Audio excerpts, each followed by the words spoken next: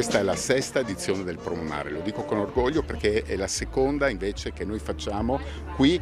Nella rinnovata cornice del porticciolo Nazario Sauro a Monfalcone ha preso il via la nuova edizione di Promomare, una rassegna ricca di appuntamenti fra attività in acqua e a terra, esibizioni, eventi serali, convegni, inaugurata sabato 31 maggio con le note della banda civica Città di Monfalcone. Dalle dimostrazioni della società Canottieri Timavo alle esibizioni cinofile, dalle gare di model vela alle dimostrazioni di moto d'acqua e poi show cooking, degustazioni e molto altro, unitamente agli eventi della Festa dello Sport che ha preso il via il 29 maggio e che prevede un ricco calendario di appuntamenti fra dimostrazioni ed esibizioni sportive di ogni tipo e per tutti i gusti. Monfalcone fino a lunedì 2 giugno è una vera e propria terra di eventi.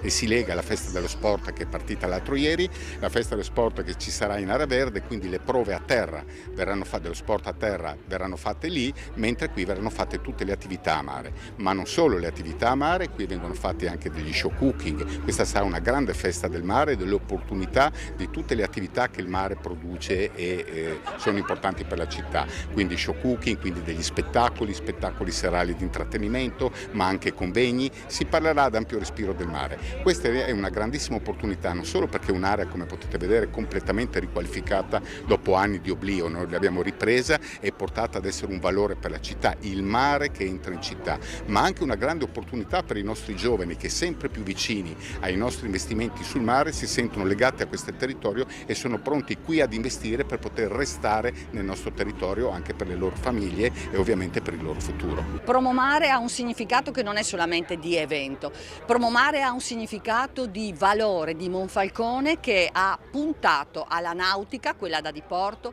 quella sportiva, e gli investimenti si sono visti perché in questo momento c'è Marina Monfalcone, la Red Bull, con un investimento milionario che lancerà a breve anche tutta un'attività sportiva di grandissimo rilievo a livello internazionale. Abbiamo tutta la zona che in questo momento è diventata importantissima per i cantieri, per i posti barca, e Promomare questo è quella liaison, quella capacità di fare link rispetto a tutte le attività che noi abbiamo messo in piedi assieme alle associazioni, assieme al territorio. Tra l'altro una città che è fra mare e terra, fra il Collio, il Carso da una parte e il mare, non può che essere una terra di eventi. Devo anche dire che in questi anni è diventato un posto straordinario. Sappiamo che tanti triestini, per esempio, vengono qui nella zona del mare di Monfalcone e questo sembra a prima vista una cosa stranissima, no? Trieste con la sua tradizione. Pure Monfalcone è diventato qualcosa di veramente importante.